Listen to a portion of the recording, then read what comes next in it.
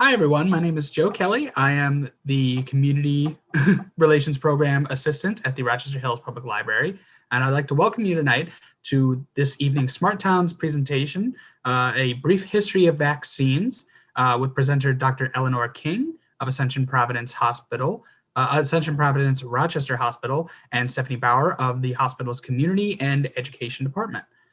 First, we'd like to thank the Friends of the Rochester Hills Public Library for funding our many programs and for all of the fundraisers that they do. We greatly appreciate their support. For more about Smart Towns programs, a community partnership to support lifelong learners, please visit smarttowns.rhpl.org. Please join us next Thursday, February the 4th at 7 p.m. for the next Smart Towns program with Dean Masters, who will discuss Henry David Thoreau and his personal connection to Rochester, Michigan, and local teacher Calvin Green. We will leave time for questions today during this program. The audience will remain muted throughout, and you can feel free to leave your questions in the chat window. I'll leave a message after we finish our introductions here, just so you all know where that is, and we'll give some time for our presenter to answer those questions when appropriate. And the program tonight will also be recorded. It will be edited and uploaded and available on YouTube about 1 week from tonight. So you should all receive probably a link to that if you've registered for this program and be able to share it with friends and family and the like who couldn't make it tonight. But with all of that out of the way, I would like to introduce with Rochester Ascension Hospital, Stephanie Bauer. Please, Stephanie, take it away. Hi, everybody. Thanks so much for joining us tonight. And thanks, Joe. I always appreciate working with you. So yeah, we're on Zoom again tonight, and it's really exciting because we're going to be talking about vaccines. And Dr. Eleanor King has done an amazing job preparing. Really excited to hear this presentation. So again, just a reminder to use that chat feature to ask questions. I'm going to be collecting those questions and presenting them to her at the end. So feel free to use that. But let me take a moment to introduce her. Dr. Eleanor King studied medicine at Wayne State University and completed residency at Crittenton Hospital. She joined the teaching program shortly after graduating and currently serves as the medical director at Rochester Academic Family Medicine. Now, before studying medicine, she attended a liberal arts school where she was able to pursue a variety of interests, including botany, business, Latin, and so much more. Her passion for learning is what drove her to study medicine, as she figured it was the longest way possible to stay in school. I love that. She currently enjoys teaching Wayne State residents, spending time with her family, and reading everything. She welcomed her first child and son in March 2020, and they love to learn together. So let's all welcome Dr. King. Thank you so much. That was a lovely introduction, Stephanie. And thank you for inviting me to talk to you guys. I had a lot of fun putting this together, and honestly, I learned a ton. Oh, I see my father-in-law's entering. I learned a ton while I was putting this together as well. So it was a pleasure to do because I feel like it gave me a lot more information when I talk to patients, and I hope that you guys feel that way when you hear this as well. So with that, let us begin. Did you see the slide progress, Stephanie? I saw it on my end. Okay, perfect. Sorry. Just wanted to make sure We're on the Our Journey slide right now. All right, yep, perfect. Great. So to begin, we're going to talk a little bit about immunology because it's really difficult to understand vaccines without understanding this part of the human body. Then we'll move into the historical section of the presentation. I'm going to talk about the flip side of vaccinations, or what has stimulated some different components of the anti-vaccination movement, and then use some evidence to kind of talk about where this comes from. Then I'll tell you everything I know about the coronavirus vaccine, which is not a lot. And then throughout the presentation, you'll have some definitions listed throughout, just so you can kind of pick up some of the terminology.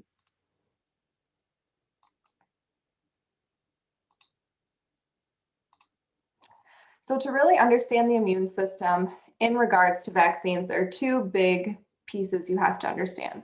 And those are, unfortunately, sound similar to one another, and are antigens and antibodies.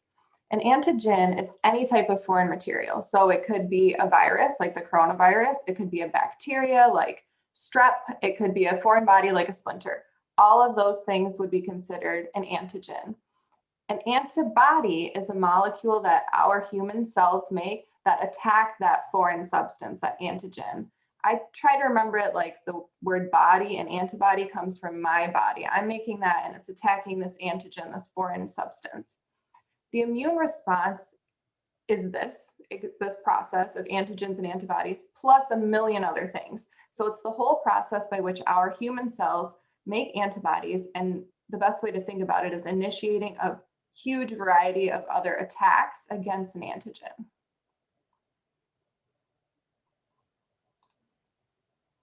I'm going to try and use the pointer. Oops. Oh, cool. Okay. So this is just a simple cartoon of what the immune system consists of, but particularly in regards to creating antibodies. So the purple stuff here, these two big purple cells, these are human cells. They're part of that immune system. We can see one part here, quite simply, is a cell that literally eats the foreign stuff. So this like green wormy guy is a bacteria. These little X's are viruses. And this cell is a part of the immune system that's actually eating and digesting this foreign material to then render it useless and not harmful. This cell down here is another part of our immune system. So this cell's role in that whole process of attacks is to make these little yellow guys. And these little yellow guys are antibodies. So it makes these, it spits them out, and then these antibodies attack the foreign stuff, the antigen. So you can see here, we've got a bunch of little antibodies attacking a cluster of viruses and then breaking that down and rendering it useless. And then here we've got a bunch of little antibodies attacking this bacteria, breaking it down and rendering it useless. And then this big guy that just kind of eats everything. So that's like a very simple version of the immune system. There are a million other processes that happen at the same time. These are the things that give you a fever when you get sick. They give you, the redness and swelling around your splinter when you get it. That's all the immune system doing its job.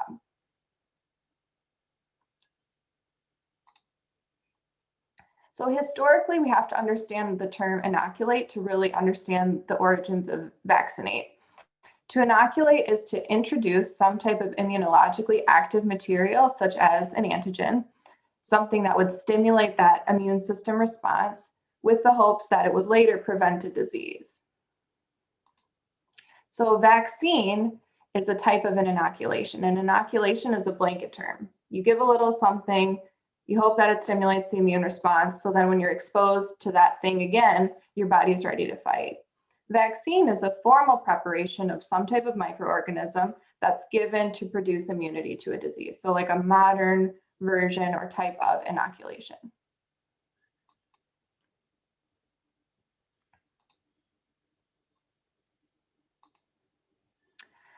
Now to start talking about the beginning of the inoculation and vaccination process, we really have to understand smallpox, because that's where a lot of these discoveries came from. Luckily, most of us, myself included, are not super familiar with smallpox, and that's because smallpox was eradicated in 1979 after the development of a vaccine. But what you'll see is that it created a lot of chaos and death in the hundreds of years prior to that eradication. Smallpox is, quite frankly, disgusting. It causes horrible spiking fevers, sweating, these pustules, which are like big fluid-filled blisters, open wounds in the skin, and complications like bleeding disorders. And death from smallpox was terrible. It was also a very deadly and contagious disease. So 3 out of 10 people who got smallpox, it's estimated, died from it. So there's a 30% mortality rate. The term variolation was used historically just to describe inoculation against smallpox. So that term just came from the scientific name for smallpox, which is variola. So now that you've got a little bit of background definitions, we can start talking a little bit of history. So there was a Chinese emperor named Emperor Fulin who actually died of smallpox during a big epidemic in China. His son became the Kangxi emperor from 1661 to 1772. He saw his father die of smallpox. He saw the terror that it created in his people, and he became interested in the process of inoculation, which was used in some traditional Chinese medicine. He actually hired a physician, and this is one of the first reported histories of someone actually inoculating people. So he hired a physician to inoculate his whole royal house. It's thought that this was done one of 2 ways. So it's easy to hear this and think like, okay, cool, they just gave vaccines, but there were no needles then, there weren't like syringes, there was no way to do this sterile. So what they would do, as gross as it sounds, is actually take, they called it like smallpox material. So like somebody has a blister or a wound or the infectious stuff of smallpox, and they would either take that like wet material, make a cut in the skin of someone who's healthy, and then try and put that like in the bloodstream, not like an injection with a syringe, just kind of smearing it in there in hopes that it would confer some type of immune response. The other way that this was done was with taking that wet material, dry it, grind it up into a powder, and then having the healthy person sniff it. Excuse me, Dr. King, Yeah. real quick, I'm getting at least one person saying that they're not seeing the slides. Would you mind really quick stopping the screen share and restarting it just to see if that corrects the problem? Sure.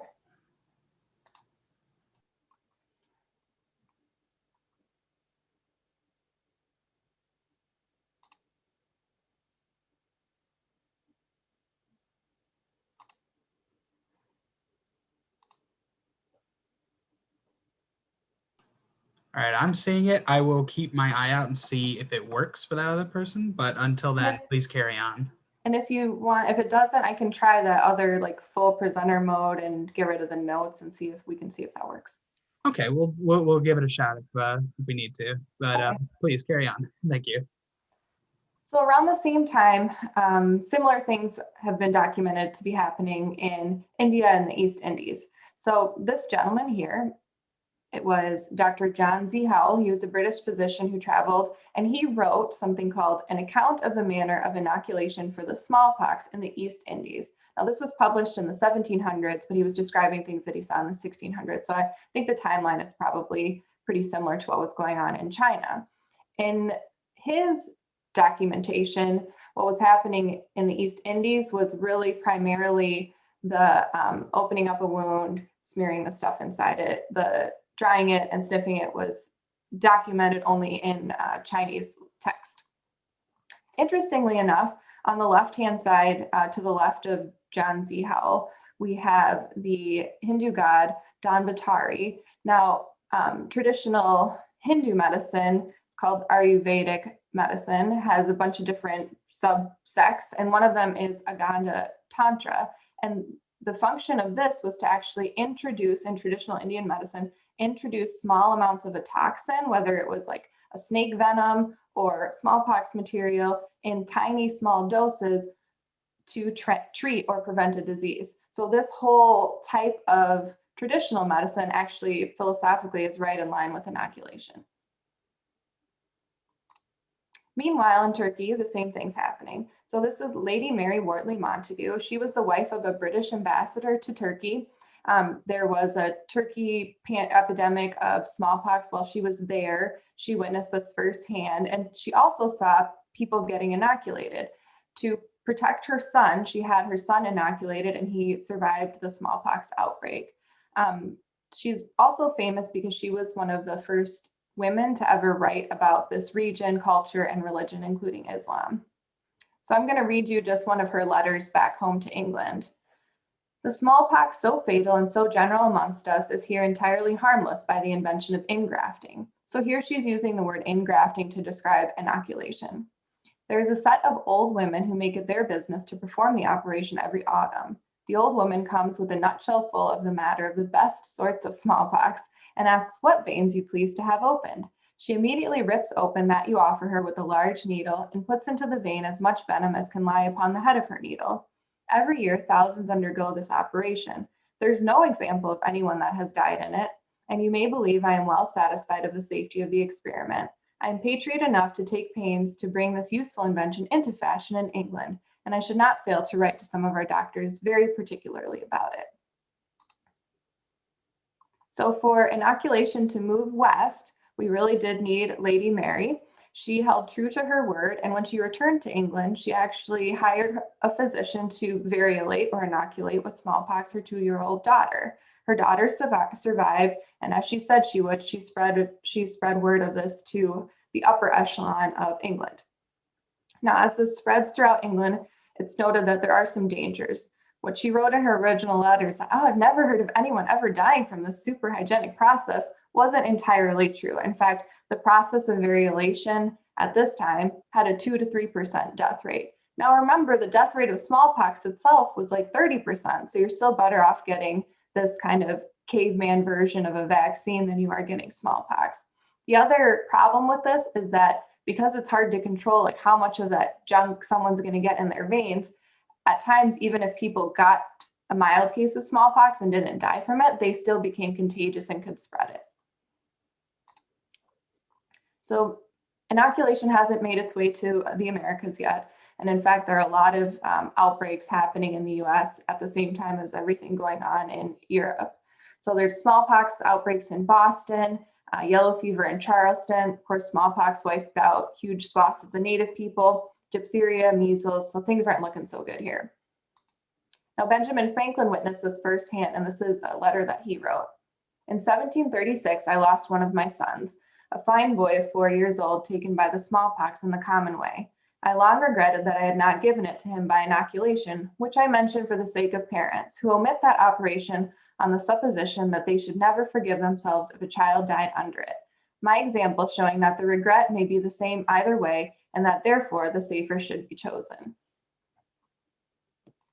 So Benjamin Franklin became interested in inoculation. He had a friend who was a physician in England, Dr. William Heberden, who, per Benjamin Franklin's request, wrote him a pamphlet.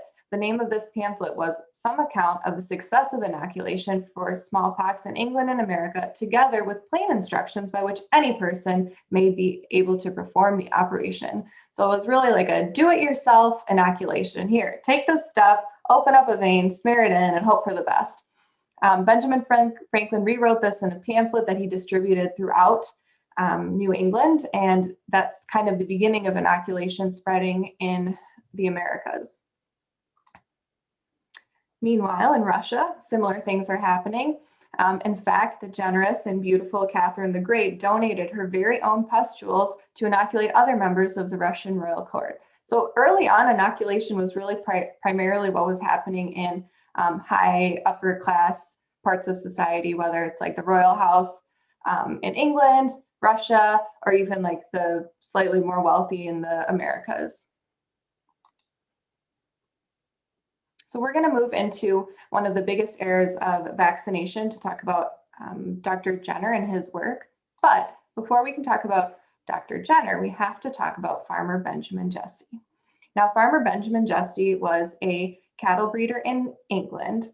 There was this disease that cows would get called cowpox. It was deadly in cows and it would wreak havoc for the cattle industry, but it didn't cause as much disease in humans. In fact, the average human would never get cowpox. The only people who ever got cowpox were people who worked one-on-one with cattle, like milkmaids, cattle breeders, and farmers, etc. So he got cowpox. It just caused like blisters, rash, maybe a little fever, but nothing too terrible in humans. He gets it. He later is exposed to smallpox and notices that he doesn't catch smallpox. So he hypothesizes that, well, maybe that cowpox kind of protected me. So he decides to inoculate his wife and son with cowpox. Now remember, inoculation is out, and word on the street is it's a good thing to try. So people know what this is, but he was arguably one of the first people to think about using something besides the deadly smallpox itself to confer some protection. So him, his wife, and his son are then all exposed to smallpox during an outbreak in their village, and they all survive. And this is actually him and his wife's tombstone, and you can see that he was actually given credit as being one of the first people, arguably the first, to ever try inoculation against smallpox via cowpox. So Dr. Edward Jenner hypothesizes the same thing. The story goes that he actually heard of a milkmaid in England who was not susceptible to smallpox. So that's what stimulated his hypothesis of perhaps cowpox exposure could confer smallpox immunity. In truth, did he just hear about Benjamin Jesse? It's very possible. But that's where Dr. Jenner first hypothesized this. After he formulates this hypothesis, he really dives into his work and focuses on smallpox and cowpox for a good couple of years. He starts with one boy, and you'll see that orphan children are the victim of many, many experiments during this time. So this is the first of many orphans that unfortunately we have to talk about. So he inoculates an orphan with cowpox. The kid does fine, doesn't get smallpox. For the next 2 years, he inoculates subjects, which were also orphans, 22 cases, none of them get smallpox. He tries to get this published in the Royal Society. It's rejected. So like everyone else, he just writes a pamphlet, an inquiry into the causes and effects of the Variola vaccinae. So vaccinae really comes from the scientific name for the disease cowpox, which is Variola vaccinae. So that's where we get the modern term vaccine, this first ever vaccine really. And this was using the Variola vaccinae or cowpox to inoculate humans against smallpox. So once word spreads, this process continues to spread as well. Of course, England and Europe are first, but Harvard professor Benjamin Waterhouse inoculates or vaccinates children for the first time in the US. Russia starts the same thing right around the turn of the century. So in these first 10 years, we see a lot of spread of vaccination via utilizing cowpox. One of the most interesting spread, I guess, of vaccination was this Balmas expedition. So in the 17 and 1800s, Spain used what were called Spanish treasure ships to travel between the New World and Spain and basically bring back all the treasure and stuff they pillaged and plundered from the New World back to Spain. Those same ships were actually also used to try to spread inoculation and vaccination to the New World. What's interesting, I mean, it was hugely successful where they were able to not only come to the New World, but you can see they really went all across the globe. How this happened is a bit darker. So in order to get smallpox or cowpox pustules material from Spain to the New World, you had to have someone on that boat who was actively infected. Well, the disease cowpox it will run through your system and you'll be healed from it long before you're going to get to Brazil or South America. So what they did was take orphans, again, of course, and a series of them. They would infect the first one, child A, with cowpox. When he had some nice ripe pustules, they would take that and then infect child B, and so on and so forth, so that by the time they got to the New World, there was at least one child who was still alive that actually had these active cowpox infection and could then inoculate the colonizers. I think the first expedition had 20 or 30 some orphans in it, but then if you think about it, well, now once they get to South America, they're on their last kid, the others are all now immune. How are they going to continue this process? Well, you can thank the Catholic Church for donating orphans along the way. And that is how inoculation and vaccination first made it over to the New World via Spanish treasure ships filled with poor Catholic orphans. So the next major development in vaccination is something that's going to sound redundant, but I'll try my best to explain, and that's called retrovaccinate. So to retrovaccinate historically is to take cowpox virus from human vesicles, use that to inoculate cowpox in cattle, then take that cowpox from the cattle and give it back to humans. Now this sounds just like completely unnecessary, but there is some value here. Gennaro Galbiati was the Italian physician who discovered retrovaccination. And the reason that this was important is because someone finally saved those orphans. For the first time ever, we no longer have to use humans as the reservoir for the disease in order to have some fresh stuff to give someone else. So by this means, you could utilize cattle, for better or for worse, to have your source of vaccination. The other reason this is important is also kind of complicated, but I'll try my best to explain it. And it's that when you transfer something from a cow to a human, you eliminate human pathogens that would be passed amongst a person to a person. So the example I'll use is, let's say I have smallpox and I want to give some, I'm like Catherine the Great, and I generously want to give some of my stuff to my friend so they don't get smallpox, and I'm going to try and inoculate them. I read those instructions from Benjamin Franklin. I'm going to DIY inoculate my best friend. So let's say I also have hepatitis, and on my skin, I've got a staph infection because this is like the 1800s. Now, when I take that smallpox material and then give it to my friend, I'm also exposing that person to my hepatitis and my staph infection. So a lot of that was part of this like 2 to 3% death rate with early caveman inoculation. Now, when we go to human to cow, back to human, you eliminate diseases that are going to that won't transfer from one species to the next. So in a weird way, going back and forth between animal, cow, and humans created a situation where you're almost purifying that substance, that vaccination substance. So towards the end of what I've dubbed the Jenner era, you can see that there already a decrease in deaths from smallpox.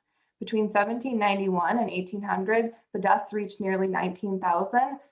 In the 10 years after that, down to 7,800 deaths from smallpox. And then Dr. Jenner dies in 1823 at the age of 73. So after this spread of vaccination, modern day vaccination, governments across the globe start to mandate vaccination against smallpox. On the flip side, they actually start to outlaw variolation because of those issues that I described, transmitting other diseases, that 2 to 3% death rate with like taking some smallpox and giving it to your neighbor. So they start to say like, you know what, let's not DIY vaccinate each other anymore. Why don't we just like government mandate some clean, somewhat sterile, you'll see there were still issues with that, cowpox vaccines. There are still smallpox outbreaks. And, you know, when we talked about the eradication of smallpox, we've still got a couple hundred, like 100+ years to go, though these outbreaks are smaller and less severe because of the vaccine. Other diseases still causing problem. We only know anything about smallpox inoculation at this point. So there's still diphtheria, measles, yellow fever, and God knows what else floating around. The next phase of vaccine history really involves Louis Pasteur mostly. To understand his contribution to vaccine development, you have to understand a couple new definitions. A pathogen is a type of antigen. You know how I said an antigen could be a bacteria, it could be a virus, it could be a splinter. A pathogen is really going to just be a microorganism, so not the splinter. It would include a bacteria, it would include a virus, any type of microorganism that causes disease. A fungus, for example. Viruses compared to bacteria in the simplest description are not living. They can only grow and reproduce inside living cells, and outside they remain dormant. Bacteria are living, and if they have, you know, food to eat, the right oxygen, the right atmosphere, they can reproduce on their own without being inside a living cell from a host, like a human. Attenuation, just by definition, is simply the reduction of the force, effect, or value of something. An attenuated vaccine, which we can credit to Louis Pasteur, is a vaccine that's created by reducing the potency of a pathogen, but still keeping it alive enough to stimulate this immune system response. So I'll talk to you about how he discovered this because it's kind of interesting. So Louis Pasteur studied a disease called chicken cholera. This was a bacteria. So remember, smallpox was a virus. So everything we know right now about vaccination is all about viruses. He is just focusing in on chickens. Chicken cholera was deadly to chickens. It didn't typically cause disease in humans. He is simply studying the progression of chicken cholera in chickens, injecting some chicken cholera bacteria, watching the chickens die, and writing down what happens. So what happens is he basically has a sample of chicken cholera, the bacteria. He leaves to go on vacation or something. Whatever underpaid lab tech is supposed to supervise things doesn't do a good job for him. He comes back, he's got this sample of chicken cholera bacteria, restarts his experiments, injects it in all the chickens, and none of them die. So at first he just assumes, well, this dumb lab tech obviously didn't take care of my bacteria. The bacteria must have been dead, so that's probably why this didn't work for the chickens. I'm going to save these chickens and I'm going to give them some fresh chicken cholera and just salvage this experiment. So he gets some new chicken cholera bacteria, gives it to all the chickens, and they still don't die. So this is how he discovers attenuation, that original injection of chicken cholera wasn't just dead, completely useless bacteria. There was some component of that chicken cholera that was still alive or viable enough to stimulate the immune response in those chickens. So then later, when they're exposed to the very much healthy living chicken cholera bacteria, their immune system's ready to fight it, and they're now immune to that disease. So he does same experiments with anthrax and is quite successful. By 1882, and of course in America, the anti-vaccination movement begins, and this began in New England, I believe in New York, and it was called the Anti-Vaccination League. Their belief was that smallpox was really just something that was spread by unsanitary conditions rather than something that was contagious. The president's daughter actually died from smallpox inoculation, which I think is what stimulated this. Again, those early smallpox inoculation processes had like a 2 to 3% death rate. So it was not uncommon for someone to do an inoculation with smallpox and for that child or person to die from it. So that's kind of what created this movement in the United States. But science moves on. We discover TB, cholera. Edwin Klebs identifies the bacteria that causes diphtheria. We learn that mosquitoes are a reservoir for diseases like yellow fever. So it's a really rapid time of discovery in the late 1800s. Another famous orphan, actually, I'm not sure if he was an orphan, but another famous child, Joseph Meister. This is the first human to ever receive the rabies vaccine. So Louis Pasteur, in addition to being interested in chicken cholera, was also very interested in rabies. He witnessed it as a child and studied it during his research. He learned of a rabies outbreak in dogs in Paris, and the French veterinarian who witnessed this actually sent Louis Pasteur some samples so he could study. He actually applies what he had learned about the chicken cholera, that attenuation process, and attenuates rabies to create a vaccine that he then tests in dogs. In 1884, he successfully vaccinates dogs and protects them from rabies. And in 1885, this cute little kid, Joseph Meister, is the first human to receive the rabies vaccine. This is interesting for two reasons. One, because now we're using that attenuation process to actually give some somewhat alive rabies to somebody in the hopes that it prevents rabies, the disease. But it's also interesting because Joseph Meister had already been bitten by the dog before he got the vaccine, and it still conferred immunity and saved his life. The other unique thing about rabies, if there's anything unique about it, is that the incubation period is really, really quite long. So what happened in 1886 was there were 4 boys in New Jersey who are all bitten by a rabid dog. The community was aware of what was going on in France, but the rabies vaccine and that whole process was just in its early development phases, just like 1 or 2 years after this had been studied in dogs in Paris.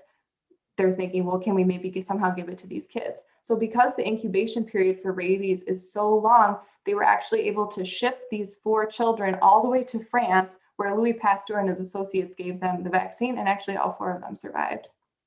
So that wouldn't have worked with smallpox because the disease, like we learned, goes so much quicker than rabies.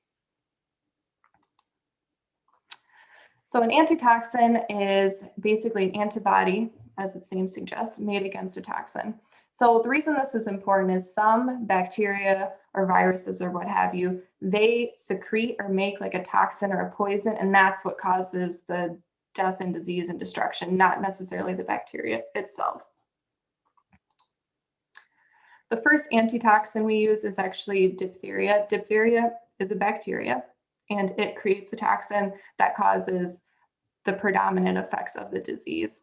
So we create an antitoxin vaccine, and that's used in 1895 against a child with diphtheria, and it's successful. The early studies of cholera vaccine tested in India were not successful. There were a lot of deaths in those first studies, but eventually there was success. Typhoid inoculation starting in Germany, and then we actually create measurements of these microscopic things that no one's even able to see at that time. So as this spreads, there are some negative outcomes. There was contaminated diphtheria antitoxin in the United States that resulted in 10 deaths. I mentioned that cholera research that was happening in India the early studies were not successful. They just ended up getting cholera. There was a contaminated smallpox vaccine that caused a tetanus outbreak. So this stimulates the United States to begin to regulate these products. They do so with the Biologics Control Act. This was passed in 1902 and became what we know today as the National Institutes of Health. And basically, the function of the Biologics Control Act was just to regulate the sale of all of this stuff. So we're moving further and further away from do-it-yourself inoculation. But with these types of rules, of course, comes people who aren't super into them. This gentleman here is Pastor Henning Jacobson. So you know how I mentioned there were mandatory vaccination by law in different countries throughout the world, and then in the United States, it was by state. Massachusetts was one of the states that had mandatory smallpox vaccination. Pastor Henning Jacobson did not want this, and he refused to get it and refused his family to get it as well. At the time, you wouldn't go to jail or anything. It was a $5 fine, which I looked up was the equivalent of like 50 or 75 bucks. He didn't want to pay, did not want to get the smallpox vaccine, and took it to court.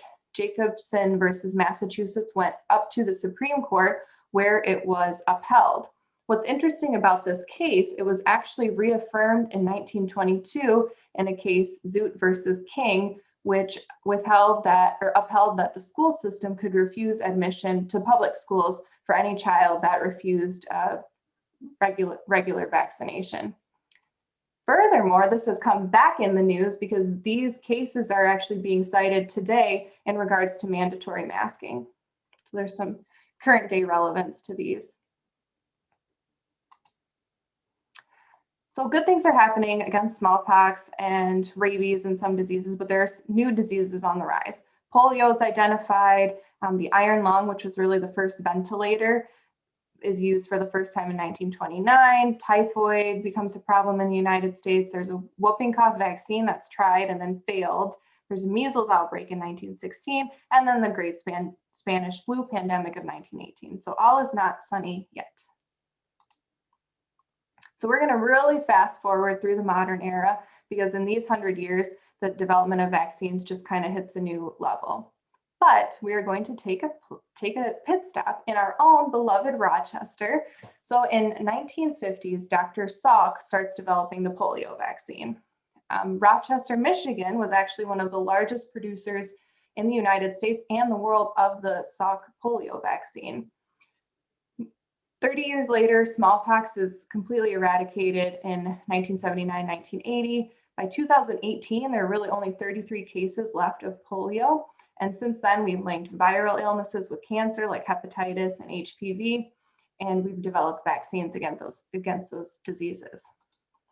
So thank you, Rochester Hills Public Library, for this photo of the horse barns at Parkdale right here in Rochester. So they actually flew in monkeys, I don't know where from, South America or Africa or somewhere, to the airport, transported them to these old horse barns, converted them into vaccine production centers. So they used monkey serum to actually make the Salk vaccine, not unlike the cows were used as a reservoir for cowpox.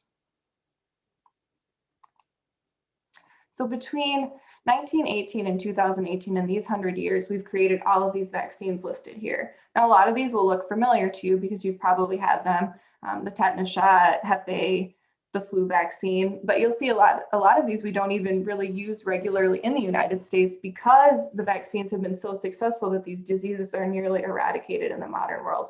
Now, it depends on where you live. If you're traveling to India, South America, for example, some of these might come into play. It's estimated that between 1926 and the current day that 10 million lives were saved from all of these different vaccines. And this doesn't include the debility that was caused by some of these diseases.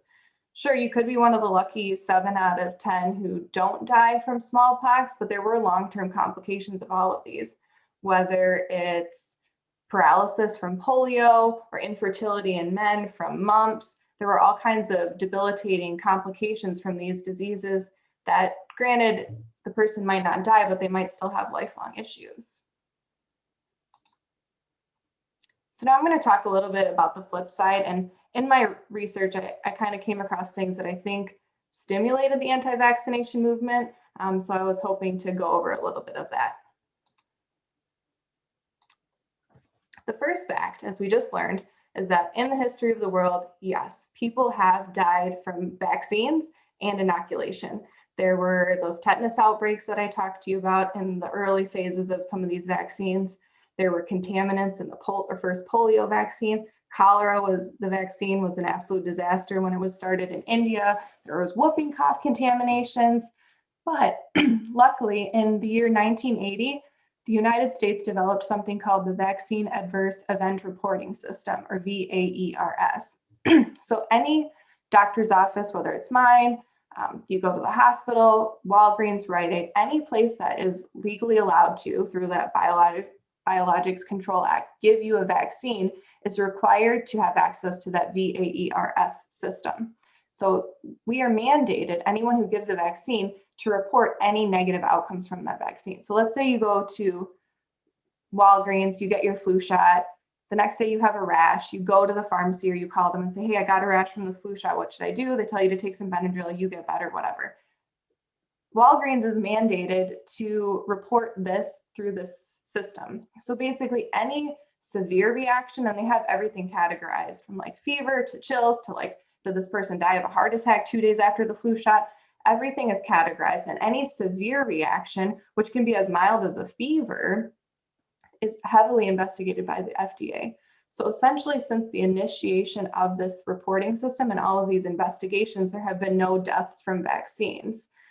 They actually even offer monetary reward, like there's compensation for reporting this. So if anything, vaccine adverse events are reported a lot more than they might even occur just purely because of the monetary reward attached to it.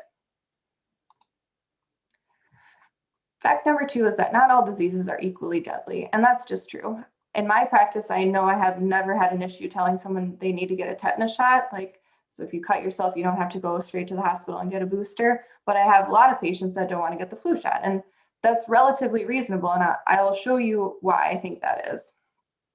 To understand this, you have to understand the case fatality rate. This is the number of people who have died from a disease divided by the number of people who had the disease. So if you remember, our old friend smallpox had a 3 out of 10 case fatality rate, or 30%. So here are some of the big names and diseases. You can see smallpox down here has a case fatality rate of 30%. But if we compare that to the flu, of the 2019 flu, it was 0.1%. Now I do want to show you the flip side here, which is that the risk of death from the most recent formulation of the vaccine, like what we've been using in the last 50 plus years, is 0. So you're still better off getting the flu shot than you are getting the flu, though granted, a lot of people don't know anybody who died from the flu. For me as a medical professional, because I see sick people all the time, and I actually have seen people die from the flu, I feel a little differently about it. But if you're out in the community and you're relatively healthy, and you don't work in that type of setting where you would see that kind of thing, I can see how people might think, well, I'll get my tetanus booster, but I'm going to pass on the flu this year. On the other hand, I have never, ever heard of anyone who's ever refused getting a rabies vaccine. And that's because we know that the fatality rate of rabies is like 9%. Since I have this up, I just want to mention one other thing about the flu. One of the questions I get a lot about the flu vaccine is like, well, if I have to get it every single year, aren't we just creating a situation where someday there's going to be a mega flu that's mutated and is like resistant to all vaccines? If you look at the case fatality rate of influenza just year after year after year, it's not getting progressively worse. There are some years that is particularly bad, like H1N1, and then there are some years that are particularly not very bad, like 2019. And if we go all the way back to that Spanish flu, that was one of the worst, had the highest case fatality rate of all of the influenzas that we have seen. And that, in truth, was way before we had any vaccines. So we see like a waxing and waning variability of case fatality with the flu that does not correlate with vaccination. This next fact is a bit complicated, but it was pretty predominant in the news and relatively controversial. So there's this compound called thiomersal, which contains mercury. And historically, this was used as a preservative in multi-dose vaccines. So a vial that has enough doses for like 10 vaccines, you would put this in it to preserve it so you could use that same vial over and over again. So we know that in high levels, mercury can be toxic. We also know that high mercury exposure is associated with autism spectrum disorders. So the thought was that you're giving this thing, this toxin, mercury, to someone, like could it cause this disease, basically? The amount of thiomersal that was in these vaccines is the equivalent of like 1 can of tuna. So the issue was that parents were very concerned about the cumulative or additive effect of this. So sure, 1 can of tuna, 1 flu shot in September, not that big of a deal. But if I have a baby that's getting a vaccine at birth in the hospital, and then a couple more at 2 months, a couple more at 4 months, a couple more at 6 months, isn't that, too much tuna for one little baby, too much mercury for them? So because of this completely theoretical concern, we stopped using thiomersal in vaccines altogether in 1999. So there are no vaccines that you're going to get at your doctor's office that are going to have thiomersal in it. The only one that's still made with this is the multi-dose flu vial, which I don't even know, like at our hospital, we don't use that at all. It's all in the syringe. There's no preservative. So I think you'd be hard pressed to even find that type of the flu vaccine. And again, this was purely a theoretical concern. I mean, it's logical. I can see where that concern would come from. We know mercury is bad. We know high doses of it are bad.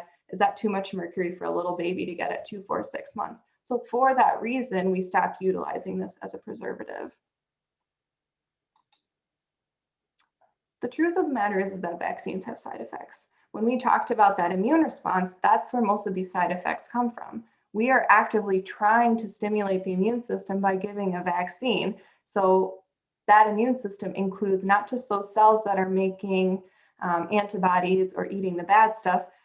It's also the cells that give you a fever, that make you have muscle aches, that make you feel really tired and run down, or make you nauseous and have a headache and throw up. So that is the immune system. So it's a truth that you most likely do feel some kind of way after you get a vaccine. In addition to that, some vaccines do have serious side effects, and that's just a truth. The DTaP vaccine, for example, has a 1 in a million risk of a serious allergy, like anaphylaxis where your throat swells up and you can't swallow or talk.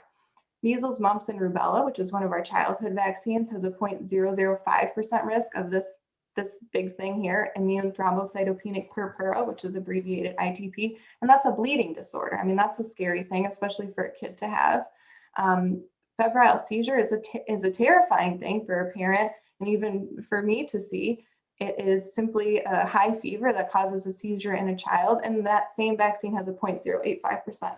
Now, all of these things are self-limiting. If they're provided treatment, whether it's an EpiPen for a serious allergy or giving back some platelets in regards to this ITP, or just supportive management with some ibuprofen, Tylenol for a kid with a febrile seizure, these all resolve with modern day treatments. And in addition, the risk, again, of these very serious and nothing to laugh about side effects is still less than the risk of death from the disease itself. But I think these scary things do create a situation where people are worried about, I don't want to give the measles, mumps, and rubella vaccine to my kid. What if they have one of these seizures, etc.? The other thing that is completely true is that if you get a vaccine for a disease, you can still totally get that disease. So I'd be lying to you if I told you that vaccines were 100% effective. They're not. No medication is.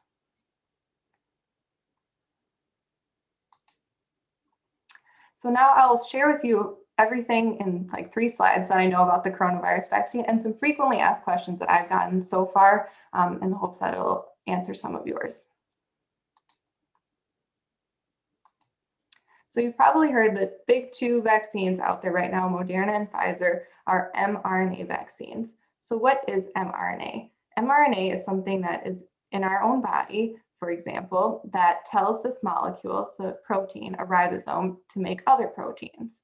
So the mRNA vaccine, the COVID vaccine, is a piece of synthetic viral mRNA that is injected in your arm. It goes into a muscle cell. That muscle cell's ribosome uses that mRNA, which is like instructions, basically, how to. and makes proteins that would be found or look similar to the coronavirus, particularly the spike protein. You've probably seen in the media pictures or cartoons of what the coronavirus looks like, and you can see that this is the spike protein. So the mRNA only codes or only provides instructions to make that particular piece of the virus, something that looks a lot like it. The hope is that spike protein then becomes the antigen that stimulates your immune system to create antibodies against it. So then when you're exposed to coronavirus, you've already got these little fighters, these antibodies ready to go to attack it, particularly to attack and enable the spike protein. So mRNA will not alter human DNA, and it actually falls apart extremely easily. So these are some frequently asked questions that I've gotten so far. Can mRNA or the vaccine alter my DNA? No, it cannot. Outside of the vaccine, that's just not how mRNA works. So we, like I said, have mRNA in our own bodies. It's what tells our cells how to make different proteins that we use. And mRNA can't go backwards. It comes from DNA, but it can't go backwards and affect the DNA that you already have. Will it give me the coronavirus? No, because the vaccine is just instructions to only make that spike protein, you're not getting anything that actually has the active part of the virus in it. Will it make me feel sick? Probably. In fact, all vaccines trigger the human response. And like I talked about, you get the tetanus shot and your arm's really sore, you get the flu shot and you feel muscle achy and fatigued for a couple of days. In truth, the coronavirus vaccine has a higher rate of those kinds of things than these other vaccines that we have. The early estimates, I think maybe about a month ago, were 10 to 20%. Anecdotally, what I've seen in healthcare providers, I think it might even be a little bit higher than that. One thing to note is that the healthier your immune system, the more likely you are to feel sick after. And that's because you have a really active immune system that's stimulating all this antibody production and making you feel unwell. So younger people are more likely to have symptoms or side effects after the vaccine, like fever, headache, chills, muscle aches, fatigue, than like people that were giving it to in nursing homes. We're not seeing that same type of outcome. Can you get anaphylaxis from the vaccine? So again, anaphylaxis is a serious and can be life-threatening allergic reaction where your throat swells up, your tongue swells up, there's risk that you won't be able to breathe. We have to give you an EpiPen or give you an injection of epinephrine and some steroids and Benadryl in the hopes that we can open up your airway so you can breathe. In a setting where there are medical professionals and we have epinephrine and all that, it's completely treatable. But yes, you can get anaphylaxis from vaccine. In fact, anyone who's had anaphylaxis knows you can get it from just about anything. As of December 6th, though, there had been 6 severe allergic reactions reported out of the 272,000 that had been vaccinated, and that's about 0.002%. So it's really not very common, but it's totally possible. So what if I've had an anaphylactic reaction before? Should I still get the vaccine? Well, previous anaphylaxis from some other vaccine, I do recommend talking to your doctor first.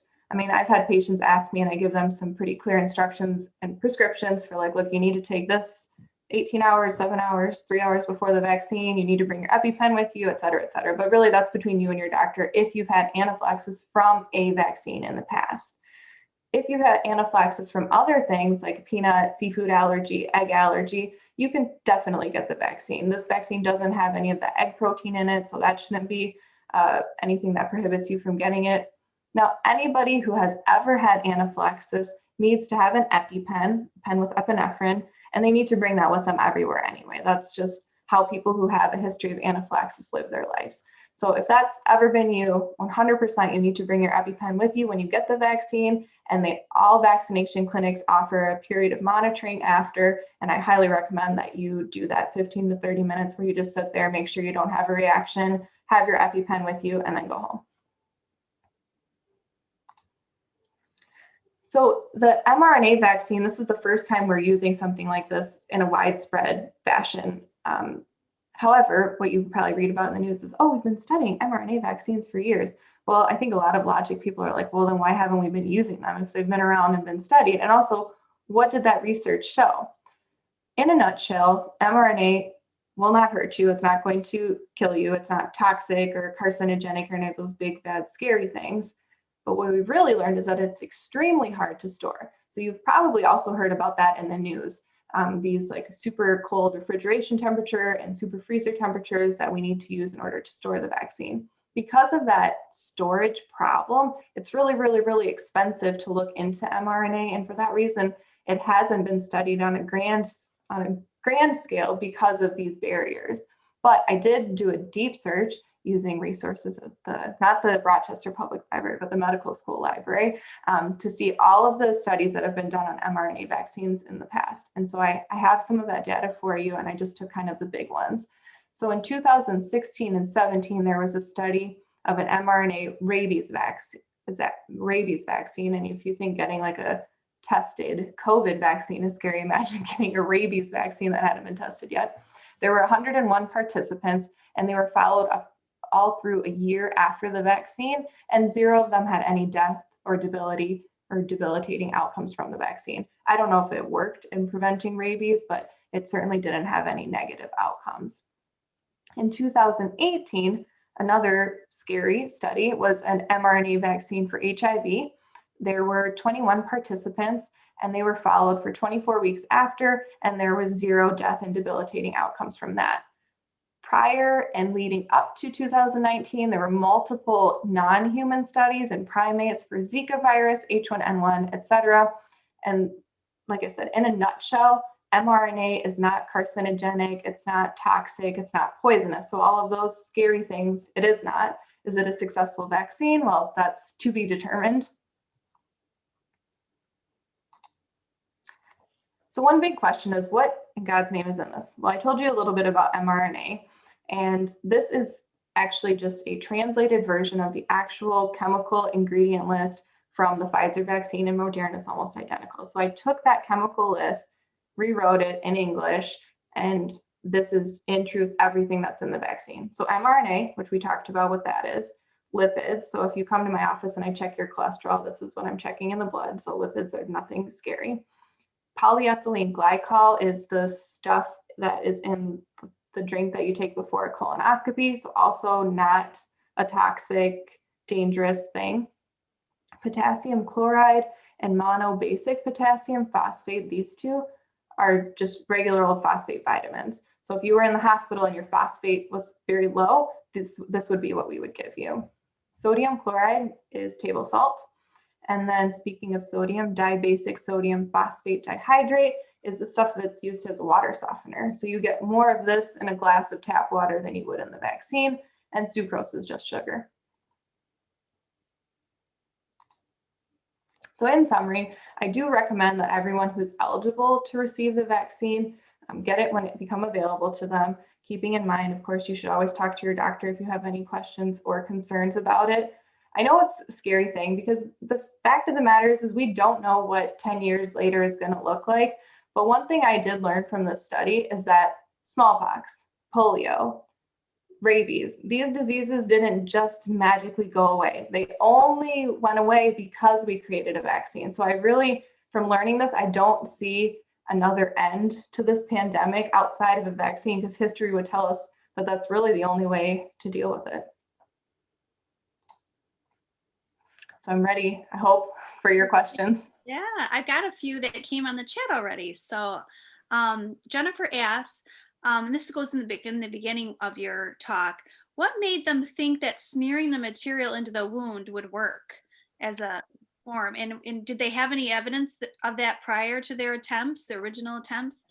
Yeah, I think like ancient Chinese medicine, even before, so these writings like in the 1600s, this was just the first time that colonizers were documenting what ancient cultures were doing. So I would assume, and I am pretty confident, that these processes were happening many, many years before that. This is the first time it had just been written in English by British physicians, actually. So like I talked about in Hinduism, in Ayurvedic medicine, that's like a method of their Eastern medicine, basically. And I think the same is true in traditional Chinese medicine, that it's not all just, you know, let's try these herbs and see what happens. There is some science behind certain treatments in these traditional medicine.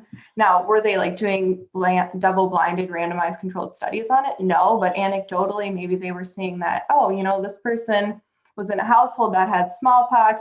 She just had a mild version of the illness, and it seems like she's not able to get it anymore. Maybe there's some truth to like just getting a small amount of exposure to something and then that becoming and conferring immunity later. So they weren't, you know, studying it from a modern Western medicine standpoint, but I do think that these things were actually probably happening many, many years before they were documented in the 1600s. And honestly, I think if I looked hard enough, there were probably some similar things happening with traditional cultures in Africa, and I would argue with the native people too, but there's just not any record of that, because ironically, they were wiped out by smallpox. Oh, yeah, wow. So the next question is also from Jennifer. Did the word inoculate ever have anything to do with the eyes? Because it makes because of the OC? Ocular. Yeah. That's a good question. And I honestly don't know the origins of the word inoculate. Gotcha. I could Google it right now.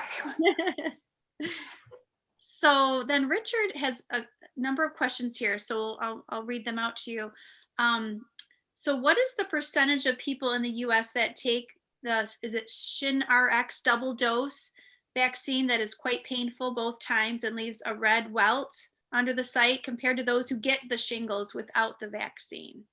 Oh, that's a good question. And actually, I did have this in my original slides. I think you're talking about the Shingrix vaccine. Yeah, Shingrix. So that's a very good example of a vaccine that has a very low effective rate. So the first shingles shot, trying to remember what it was.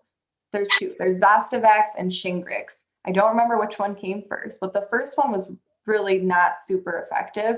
I think it conferred maybe like 60% immunity, which isn't great for a modern vaccine. So if you got the vaccine, there was still like a 40% chance that you could get shingles later.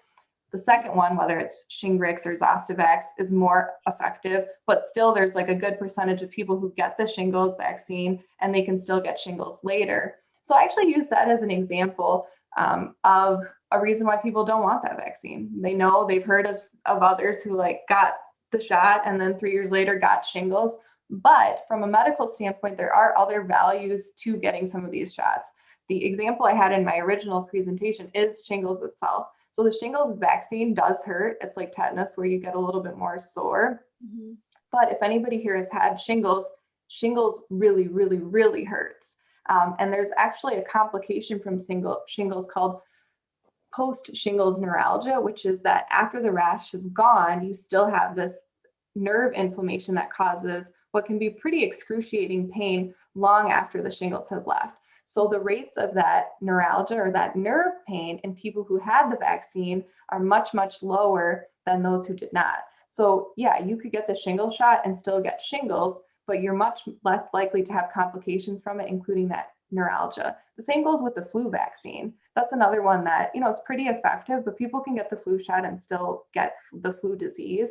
Right. But having complications from it, like getting a bacterial pneumonia after the flu, are much lower. Getting hospitalized because of severe influenza, much lower. So even if you get a vaccine and then get the disease, you are less likely to have complications from that disease. And shingles is a perfect example of that, actually.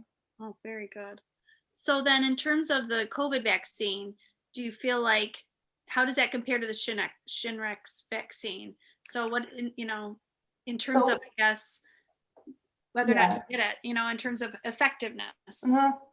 I do think that it will be more effective than the shingles vaccine.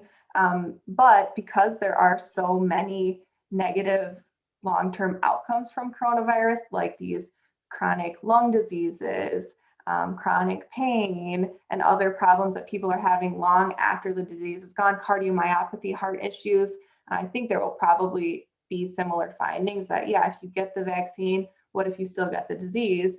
It's probably possible that you could still get the disease after the vaccine, but I have a feeling that those complications will be less.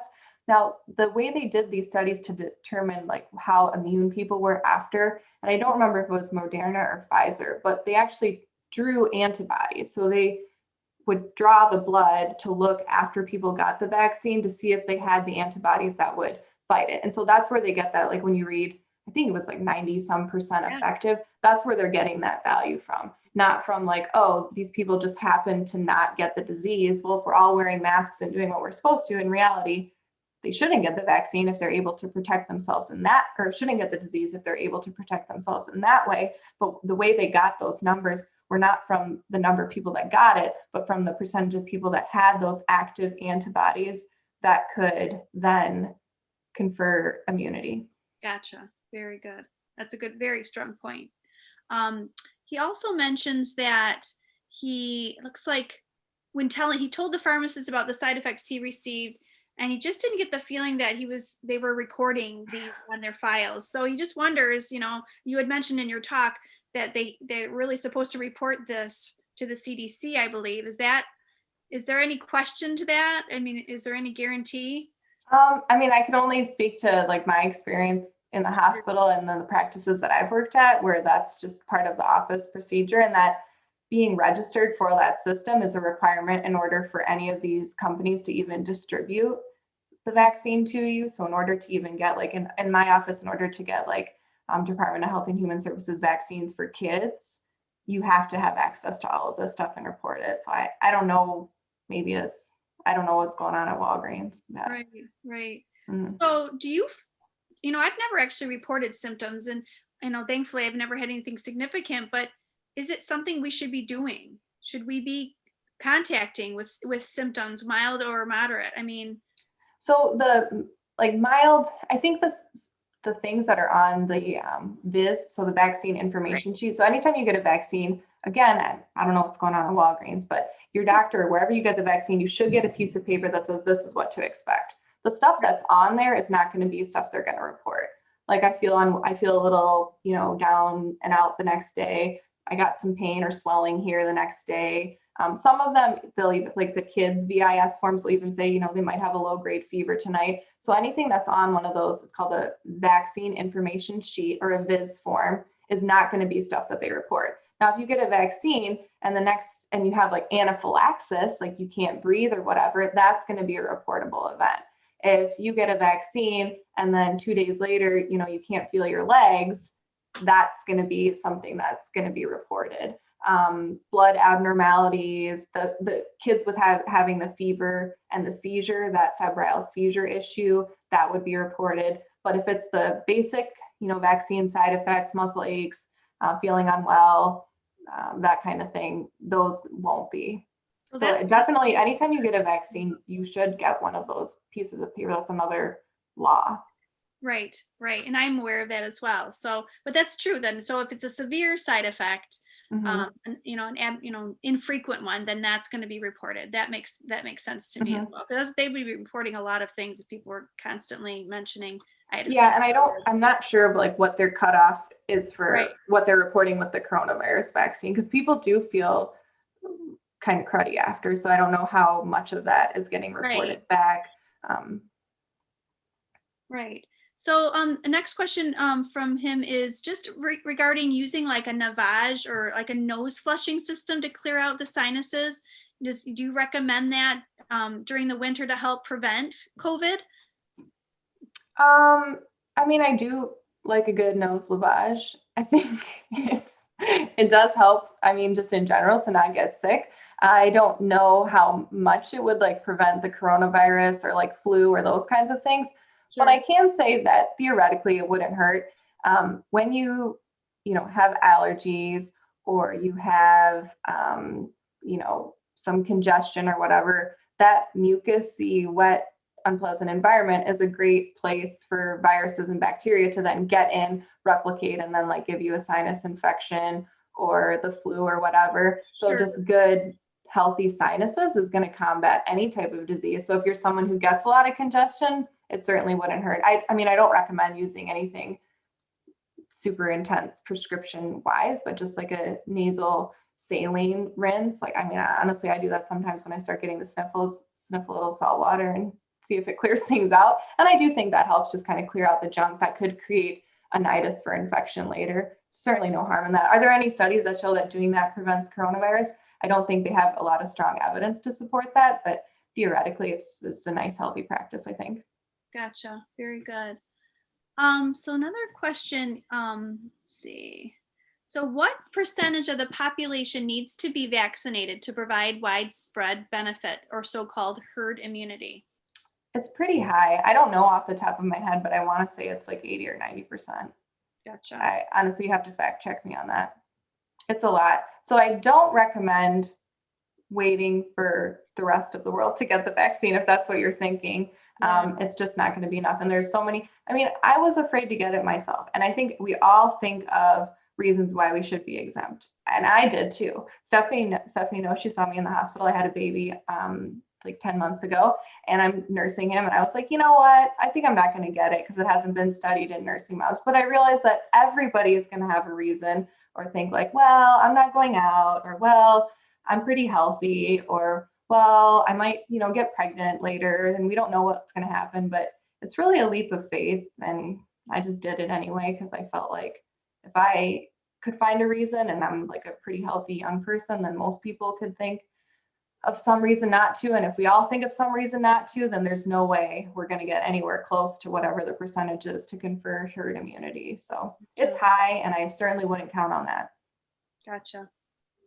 So I think Joe sent this one. Does the unique corona shape of the COVID-19 virus make the manufactured protein especially effective in this vaccine, in the COVID-19 vaccine? Yeah, that spike protein is very specific, and the antibodies that we create in response to it, that's the antibody that we create when we get the disease naturally or not via the vaccine. So that's why they targeted that spike protein. Okay. Next question is, do Pfizer and Moderna use the exact same vaccine recipe for COVID?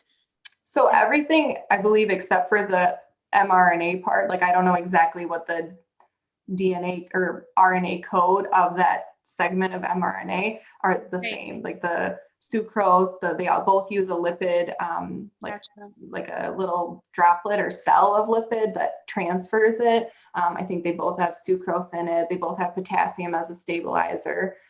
Those ingredients, yes, the actual coded mRNA part might have some different because it's a synthetic. It's not like they took the mRNA from coronavirus. They synthesized mRNA that matches what coronavirus has. So that part of the technology might be different. Right. So then the question to go along with that, sorry, I scrolled down. Oh, who owns the vaccine was the question that went with that one. Not me, that's for sure. I have no idea. I know that China posted on the Facebook of scientists, I don't even know where they posted, but made public the DNA coding for the coronavirus months and months and months ago. And that's what stimulated investigations into mRNA vaccines. I think that was just like shared among the scientific community, like that they don't own it. I have no, I mean, I guess Moderna and Pfizer own their formulations. Right. But beyond that, I don't really know. Okay. Yeah. All right, I'm going to see. I think it looks like Jennifer Googled the, I don't know if you want to look in the chat. She Googled ocular. Oh, yeah. Well, I am actually curious about that. Yeah. So it looks like under the definition of inoculate reads, if you think you see a connection between an inoculate or ocular or relating to the eye, you are not mistaken. Both words look back to oculus, the Latin word for eye. But what does the eye have to do with inoculation? Our answer lies in the original use of inoculation in Middle English, to insert a bud in a plant for propagation.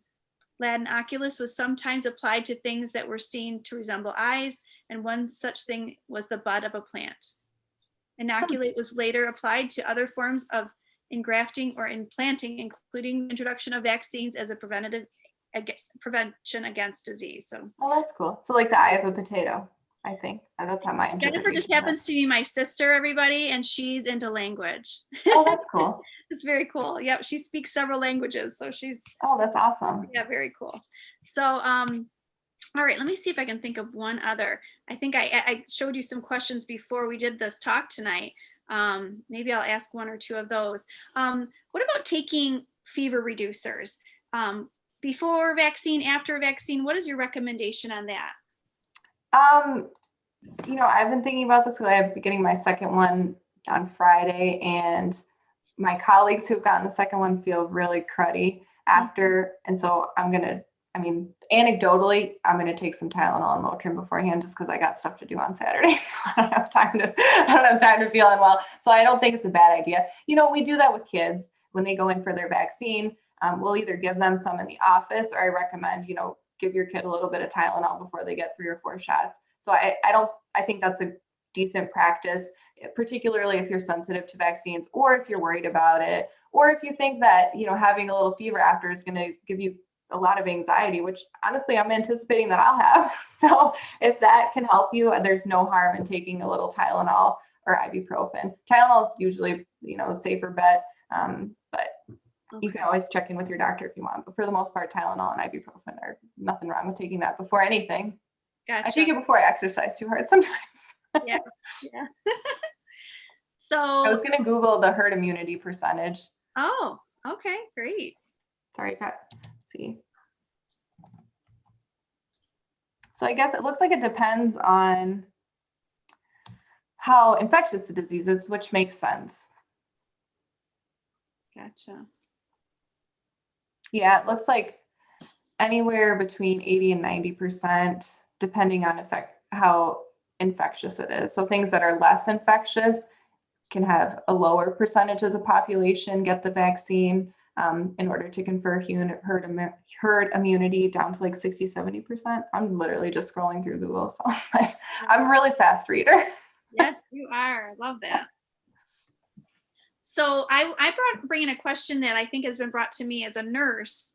We're fearful parents. I worked in a peds office, and people who are just not sure about things. So, and what they'll say is that decades ago we only had a few vaccines, and now we have so many, and we're giving all these boosters to our children where we didn't before. Like, for instance, I'm old enough that I didn't get the MMR booster till I was an adult, and I got my titer checked. So, how do doctors have the confidence or know that it's safe to get all these vaccines? Yeah, I think because like MMR, even though and I didn't get chicken pox, but now they have been around for decades where we know, like I got MMR, my generation all got MMR, and there weren't really any negative outcomes from that. So phase 4, if you're like following clinical trials, phase 1, 2, 3 all happen behind closed doors, not in the general population. But a phase 4 clinical trial, which like all the coronavirus vaccines are in right now, are after the vaccine's already used in the community. And again, it comes back to that reporting either by physicians or patients. Like if you get the Moderna or Pfizer vaccine, you can certainly report your adverse outcome to the clinic where you got that vaccine, but you can also go to Pfizer and report it via that way. So any new medication or vaccine always has that phase 4 report back. So MMR now has had like 10 plus years of it. Chicken, actually more, more than that. I'm older than 10 years old. So some number of years that's greater than 10. And the chickenpox vaccine, same thing, where there's now like a couple decades worth of data to support it. And when you look at that list of vaccines, I mean, I know it sounds like a lot compared to like what somebody might have had when they were a child, but it's really not. And these are really particularly bad things. Measles and mumps are no joke. Mumps can cause, like I mentioned, can cause infertility in boys. So if they get it when they're little, they can get an inflammation of the testicles, and they might not die from it, but then they can never have kids later.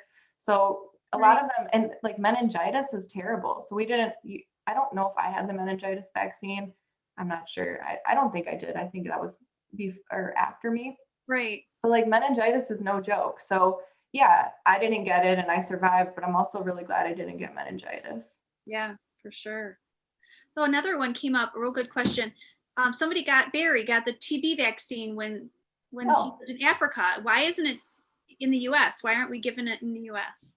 Yeah, and that's actually because it's not endemic enough in the United States, where we are trying to balance. Like, do we want to just give everybody everything and give like all Americans the Japanese encephalitis virus vaccine and yellow fever vaccine? So we really do try to minimize and look at like what's endemic in that area and then provide protection against it. So that's basically, and then that also becomes a part of like the immigration process where you have to get vaccines when you go to that place, or travel process. If you're going to Africa, you have to get, vaccines to prepare for that. If you're going to Asia or wherever, there are vaccines that you need to protect you from diseases that are there. And that's where like these travel clinics come into play in the health department. So that's really a part of it. I mean, theoretically, now that everyone travels so much, yeah, there have been TB outbreaks here and there. And so, I mean, that's something to consider, I guess, but it's a balancing act between like, are we going to give every little kid the TB vaccine, even though there's like very little tuberculosis in the United States? That would kind of combat that other side where parents are already worried about having to get the meningitis and Hib and pneumonia vaccine. Sure. So we really try to minimize exposure, but maximize protection against things that are actually threats here where you live. Right. And I suppose people, if they really wanted to, could go to a travel clinic. They just have to pay out of pocket. Yeah. And I think a lot of insurances cover most vaccines. They're not, because they've been around. And if they don't, I don't think they're too expensive. Depending on where you're going, it might be covered if you have a good insurance plan. But yeah, you can get anything either at the health department or a travel clinic. Right. And there is still smallpox vaccine out there. They're saving it in a vault somewhere in case it ever spikes up again. But so you can't get that. As much as appealing as I probably made it sound, you cannot get the smallpox vaccine. So this is a total just personal question. So there are medical professionals out there. I would say, I've heard pharmacists once in a while that have recommended against certain vaccines, chiropractors. I've heard a lot of, personally know people that have been told not to vaccinate. So why do you think they feel this way? Or do you have any theories? Yeah, I mean, it's really just fear of the unknown. I mean, I waited until, so the hospital had like X number of days where Stephanie and I work, where they were offering up the vaccine, like between the first dose for healthcare professionals. And then they moved to that second phase where it's like, okay, now you're done. We're going to start providing it in the community to 65 and up population. I mean, I literally waited until the very last day. And then it was the inconvenience of knowing that if I didn't just walk over to the hospital and get it now, and I've tried next week, I'd have to like drive all the way over to Macomb or something, that made me just bite the bullet and go get it. And it wasn't a rational fear. It was just fear of something that I don't know, like taking a new medication or, it's like a good example is the fear of flying. Like I'm afraid of flying. I'm a horrible driver, but I get in my car every day fearlessly. Sure. But the fact of the matter is I'm much more likely to die in a car crash than I am a plane. Right. It's not an irrational fear. It's not a rational fear. It's just a fear that I have because it's something that we're not in control of. And I think people feel like they can control the coronavirus because you can wear a mask, you can wash your hands, you can stay in your house, you can do all of these things. So it feels like, you know what, I'm totally in control of this situation. I have no control over what this vaccine does to my body. Just like I feel like I'm in control when I'm driving my car, but I don't feel in control when I'm on an airplane. So I think it's just human psychology, and I don't discredit it at all. It's a scary thing to take a leap of faith and try something new. And especially when you're trying it new, like in my case, I was just thinking, I really need to get this vaccine because if I get coronavirus, knock on wood, I don't think I'm going to die from it. But what if I got it and I give it to one of my patients? Or what if I got it and I give it to one of my parents or my baby? Like, it's hard to just do something knowing that I don't really know what it's going to happen to me because I'm doing it. And I'm just trying to do it so I don't have to live with the guilt of something happening to someone else. And that's just like a hard thing to accept. And like I said, I don't discredit those people. I think they're just dealing with the same thoughts that most humans have. Right. So take that a little further. What about the people that just in the medical community that just are against vaccines in general? I just don't know anyone like that that's totally against vaccines. Okay. I guess they haven't Googled smallpox enough. If there's anything that'll get you to get a vaccine, it's looking at pictures of smallpox. Yeah. So I don't know. It's hard. Like I said, I think if we really went down to the bottom, it is rooted in fear of the unknown and a lack of control, really, because the evidence just doesn't support that it's something we should be afraid of. But I'm totally comfortable saying I was afraid of it, and I have fears about things, and I think other people do too, and that's okay. Right. I appreciate that very much because I think we're all human, and those are human reactions, like you say, and nobody's immune from that for sure. Yeah, and I know some people are like, I know some doctors that are thinking, or medical professionals or scientists that are like, you know what, this mRNA thing is new, and they are working on more traditional coronavirus vaccines that are going to be modeled after like the flu shot, after, you know, the tetanus shot. Mhm. So there will be more evidence to support that. So I don't think that's unreasonable at all for people to say, I don't want this thing that's brand new for the first time ever, even though the evidence supports that it's not going to cause cancer or cause some long-term negative outcome. They just want to wait for the thing that's got more evidence, and I can't really argue with that. Gotcha. Yeah. But yeah, I think that's probably all I've experienced, or, you know, maybe people that are waiting until it's been out a little longer, waiting for one of the more traditional versions. But I mean, for me, I just really want to go to a restaurant, so I'll do whatever it takes. It's the only thing we can do to get out of the house. Otherwise, I think this is really going to last a long time, and I got a life to live. So Yeah, I hear you. I hear you. It says, another question just popped in, and I think it will be our last one this evening. If there are variants of the coronavirus already happening, says, will we have to get a different version of the vaccine each year? yeah, it is totally possible. But what's unique about the coronavirus is that spike protein. So the word coronavirus for Jennifer here, corona, meaning crown, is because of the structure of the virus itself. So coronavirus is a big family of viruses that all have this crown that's, yeah, there are probably variations in that like ring around it with those proteins, but for the most part, that is by definition what a coronavirus is. So I'm just hoping, now, knock on wood, that because we're targeting that kind of crucial piece of the coronavirus, that this won't mean we need to get multiple vaccines.